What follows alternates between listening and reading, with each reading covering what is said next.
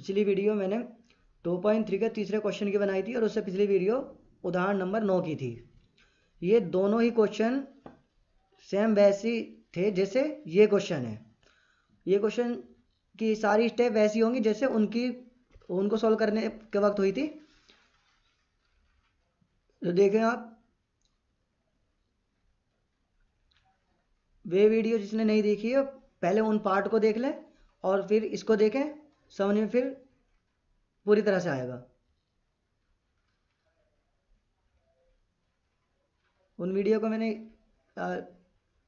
English में बनाया था, इसको मैं और हिंदी में बनाया था, इसको मैं इंग्लिश में लिख देता हूँ। और ज़्यादा इंग्लिश और हिंदी होती नहीं है मैथ में, 2-4 शब्द लिखने होते हैं बस, बाकी तो काउंटिंग तो सेम ही होती है दोनों में।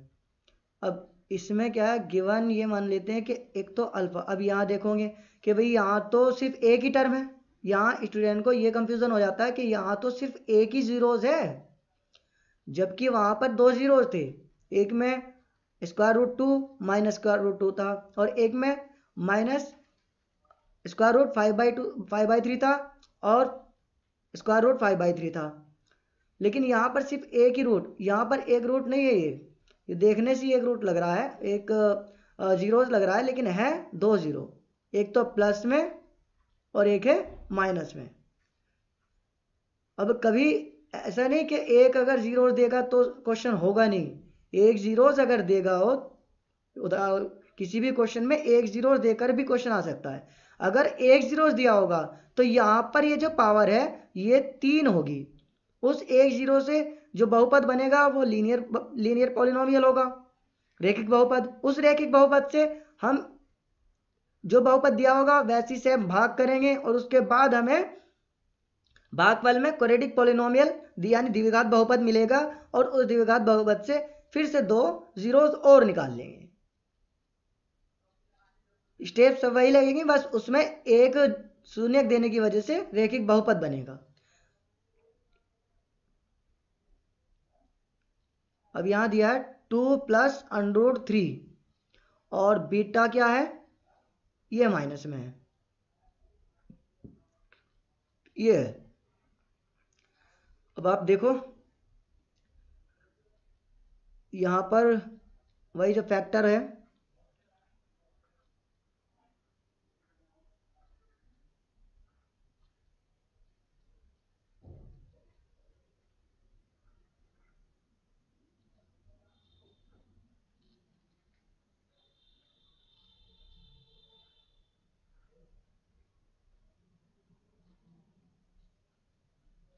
Factor of given polynomial. अब हमारे पास क्या फैक्टर बन जाएगा, फॉर्मूला आपको पता ही है, ये मैं फॉर्मूले से करा रहा हूँ। और क्वेश्चन नंबर उदाहरण 9 में मैंने आइडेंटिटीज से कराया था। उसमें आइडेंटिटीज क्या थी, मैंने ये बताया था कि x - a और x - b, x+a x+b, ये आइडेंटिटीज बताई थी। लेकिन ये इसलिए बताई थी, उसमें लगने के लिए तो ये वाली आइडेंटिटीज लगाओ तो बेहतर है, a - b a+b, a² - b², ये आइडेंटिटीज। लेकिन अगर बाय चांस आपको कोई और आइडेंटिटीज लगाना हो तो उसके लिए आप कैसे लगाओगे। अगर किसी आइडेंटिटीज के जगह पर किसी सवाल में कोई आइडेंटिटीज दे देगा कि इसका इस्तेमाल करो, तो उसका इस्तेमाल कैसे करना चाहिए ये मैंने वहां पर सिखाया है। यहाँ वहां पर आप देखोगे तो इसका आपको पता चल जाएगा कि इसकी जगह पर इसका इस्तेमाल कैसे किया गया वहां पर। और एक जगह मैंने ये भी बताया कि x - a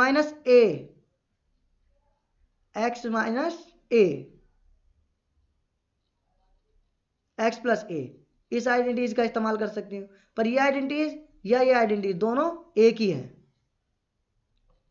इससे आपको ये पता चल जाएगा कि क्वेश्चन के अंदर आइडेंटिटीज को कैसे घुमा करके दे दिया जाता है। वो दिखने में लगती है कि अलग है लेकिन सेम होती है।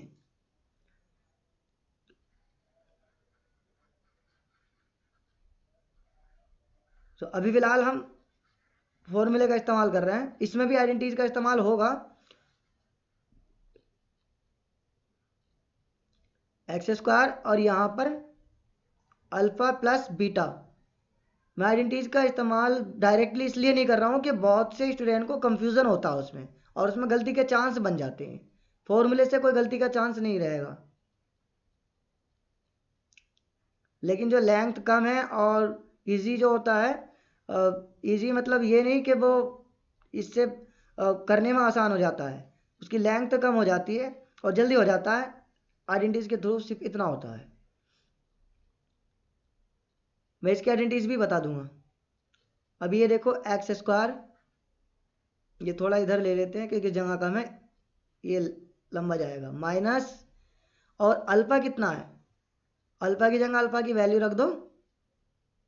बीटा कितना है, बीटा की जगह पर बीटा की वैल्यू, और यहाँ पर अल्फा और बीटा मल्टीप्लाई में इसलिए ब्रैकेट के अंदर अल्फा की वैल्यू, फिर ब्रैकेट के अंदर बीटा की वैल्यू।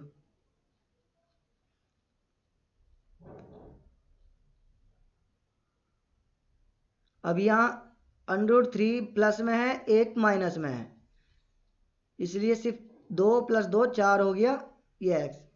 अब यहाँ देखो, ये यहाँ पर जो तुम्हारे पास है 2 प्लस √3 और एक बार माइनस में है ये, तो यहाँ पर ये आइडेंटिटीज बन गई a plus B, a minus B, और ये होता क्या है A square minus B square, A की ए में मल्टीप्लाई, प्लस की माइनस में मल्टीप्लाई, और बी की बी में, यानी तीनों की आपस में मल्टीप्लाई होनी है।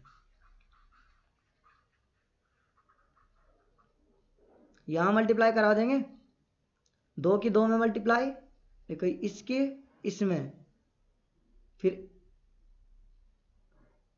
इस वाले प्लस की इस वाले माइनस में, माइनस, और √3 की √3 में 3, x square minus 4x plus 1।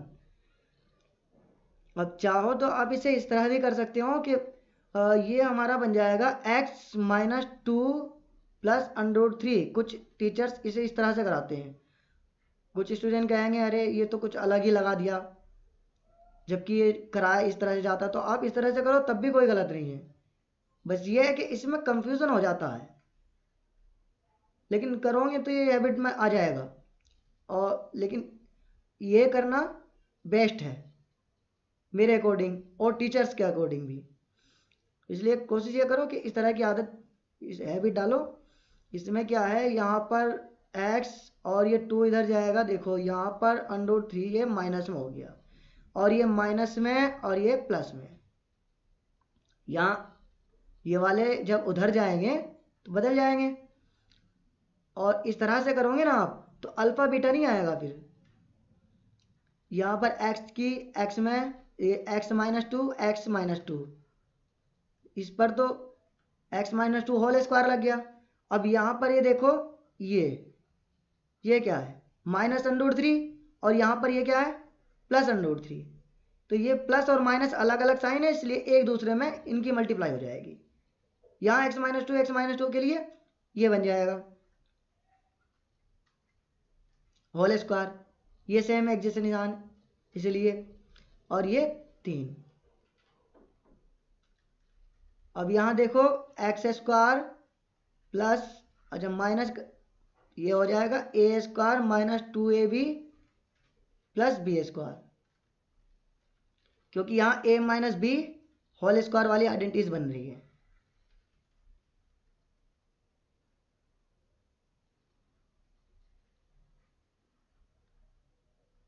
इसकी आपस में मल्टीप्लाई हो जाती है तीनों के बीच में, तो 2 की 2 में ये 4x, फिर उसके बाद प्लस 4 माइनस 3, यहाँ पर क्या आएगा एक्स स्क्वायर माइनस 4x और प्लस 1, ये हो जाएगा। ये स्टेप भी लिखते नहीं है ज़्यादातर, तो ये सिर्फ 3 स्टेप में हो जाएगा, और ना अल्फ़ा बीटा लेने की ज़रूरत है ना कोई और। इस तरह से आप देखो, ये भी और ये भी दोनों सेम आए। बस यहाँ पर ये कंफ्यूजन होता है कि हम किसकी मल्टीप्लाई, कुछ स्टूडेंट क्या करते हैं एक्स की मल्टीप्लाई इसमें, फिर एक्स की मल्टीप्लाई इसमें, फिर इसके बाद इसमें, और ये मैंने भी बताया था। लेकिन ये तब है जब निशान सेम हो, ये तब है, या फिर अलग अलग टर्म हो।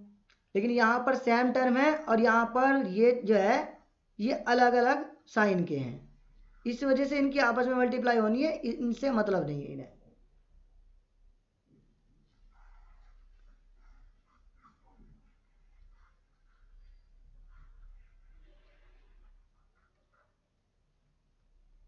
अब यहाँ भाग हो जाएगी।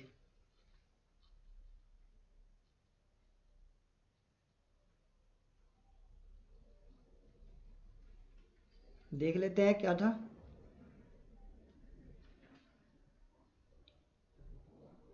ये है x raise to power 4 minus 6x³ minus 26x² plus 138x minus 35।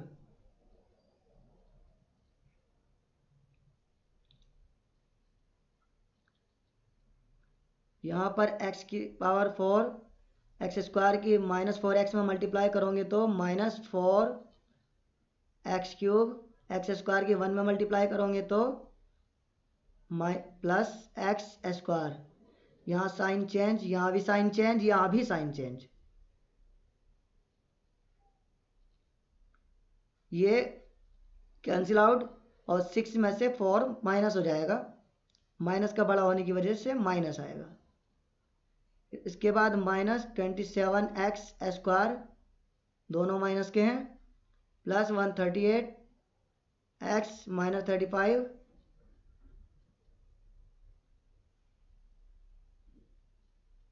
-2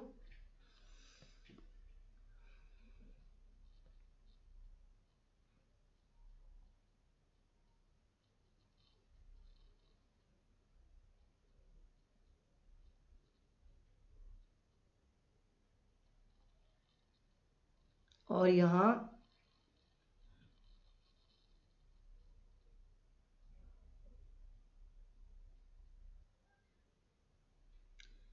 minus, अब -2 मल्टीप्लाई करेंगे -2x², इसके बाद माइनस से मल्टीप्लाई में प्लस 8x² -2 -2 की। अच्छा यहाँ पर एक x की ज़रूरत और थी, यहाँ पर पावर 3 चाहिए, तो यहाँ पर -2x, यहाँ प्लस साइन चेंज, ये कैंसिल आउट, माइनस के दोनों होने की वजह से 27 और 8 जुड़ जाएंगे और 35x² आएगा ये। फिर इसके बाद प्लस में 140x 138 और 2 दोनों जुड़ गए, प्लस हुए, ऐड हो गए। इसके बाद यहाँ -35 -35x² प्लस 140, 35 का 4 टाइम्स मल्टीप्लाई करोगे तो 140 आएगा, 35 साइन चेंज, इसके बाद यहाँ 0, और ये 0 ही आना चाहिए। अगर 0 नहीं आ रहा है तो आपसे कहीं ना कहीं मिस्टेक हुई है।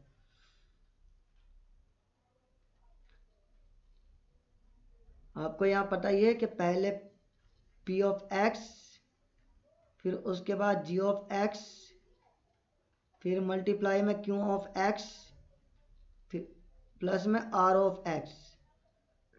p ऑफ x कितना है, x raise to power 4, p of x का मतलब जो आपको दिया है वही, जो आपको बहुपद दिया गया था, plus 138x minus 35।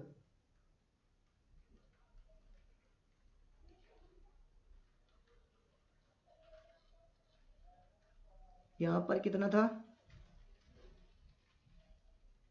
g of x था x² -4x plus 1 Q of x कितना आया था, ये है ना Q of x.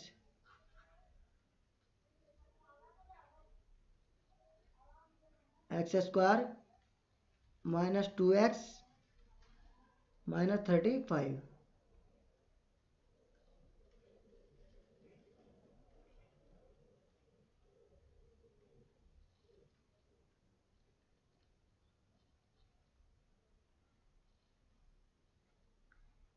X square minus 4x plus 1, यहाँ पर एक्स स्क्वायर 35 को तोड़ेंगे तो 7 और 5 मिलेगा, 7 में से 5 जाएगा, सीधा सीधा 2 मिल रहा है हमें।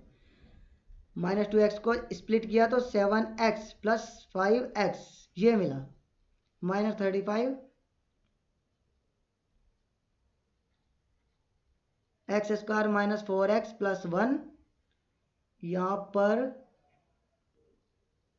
कॉमन मिल रहा है x, यहाँ कॉमन मिल रहा है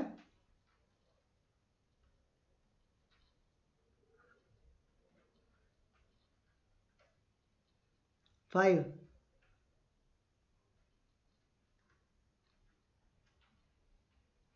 x माइनस 7,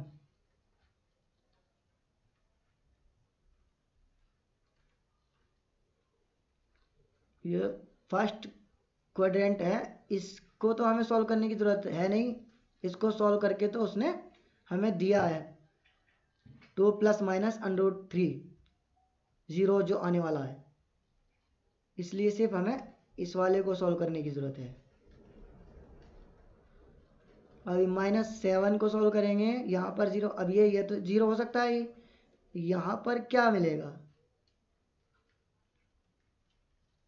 7, और अगर हम इसको सॉल्व करेंगे तो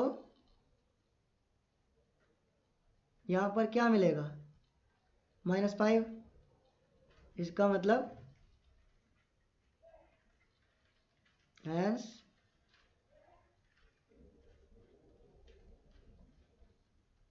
other two zeros of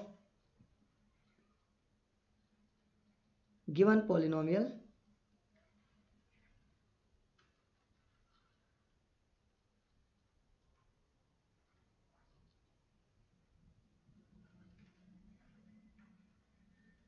या तो 7 है, 7 और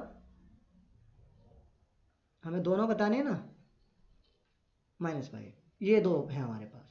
अब ये देखो इसका रिप्रेजेंटेशन देख लो, रिप्रेजेंटेशन प्रूफ।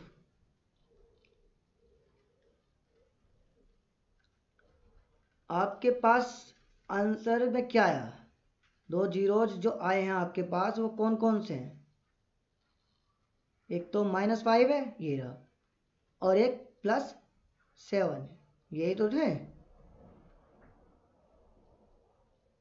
देख लेते हैं, -5 ये रहा और +7 ये रहा, ये है ना +7 और ये है -5।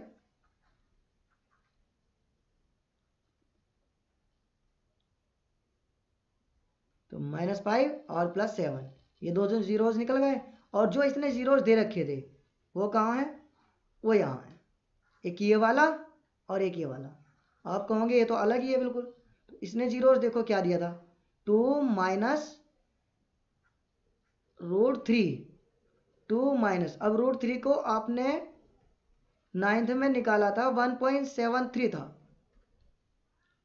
1.73 2 तक कर देते थे हम, तो 2 डिजिट लें तो 73 है, 1.73।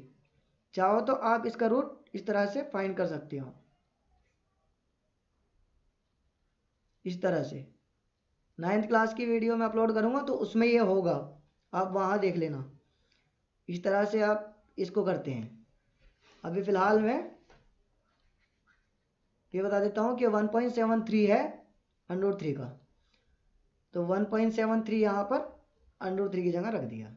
अब इसके बाद घटा के देखो, देखो पॉइंट के बाद 2 डिजिट हैं, तो याद रखना पॉइंट के बाद 2 जीरो लगा के तभी से घटा पाओगे, पॉइंट के बाद के डिजिट सेम होने चाहिए। अब ये 7, ये 9 में से 7 2। अब ये 1 तो यहाँ इधर आया था ना, यहाँ पर 2 था, 2 में से 1 इधर आया, सिर्फ यहाँ 1 बचा और ये बन गया था 10, 10 में से अब ये 9 रह गया था। तो ये 1 और 1 में से 1 सब्ट्रैक्ट हुआ तो 0। अब ये देखो 0.27। इसके बाद यहाँ देखो दूसरा क्या था, 2 प्लस √3,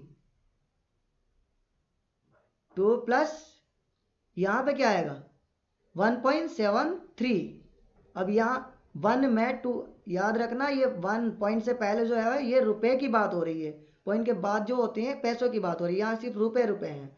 तो ये रुपए 2 रुपए 1 रुपए के साथ ही जुड़ेंगे, इस 2 को 3 के साथ मत जोड़ देना कि 5 हो गया। ये 73 पैसे हैं, 2 रुपए। ये फर्क लेके चलना, पॉइंट ना हो तो पॉइंट से पहले वाले के साथ जुड़ता है।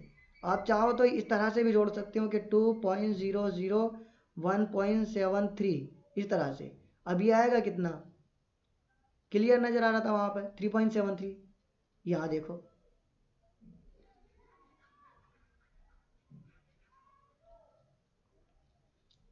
$3.73 ये आ रहा है और ये ही इसने हमें रिप्रेजेंटेशन दिया है। ये आपके सामने प्रूफ हो गया। इससे आप बिल्कुल क्लियर समझ गए होंगे कि क्या है ये अलजेब्रिक जो आपके पास पॉलिनोमियल है उसको ज्योमेट्रिकल रिप्रेजेंट कराया गया है। यानी यहाँ पर जो ज्योमेट्रिकल रिप्रेजेंट कराने के बाद आपको जीरोस फाइंड हो रहा है ये है, और ये वाला वो आपको वहाँ सॉल्यूशन सोल्व करके मिल रहा है। तो थैंक्स फॉर वॉचिंग। अगली वीडियो में आगे 2.4 के या 2.3 के 2 क्वेश्चन में ले लेता हूँ। 2.3 के 2 क्वेश्चन रह गए थे तो पहले वे कंप्लीट कर लेते हैं और उसके बाद 2.4 कंप्लीट करेंगे। तो थैंक्स फॉर वॉचिंग।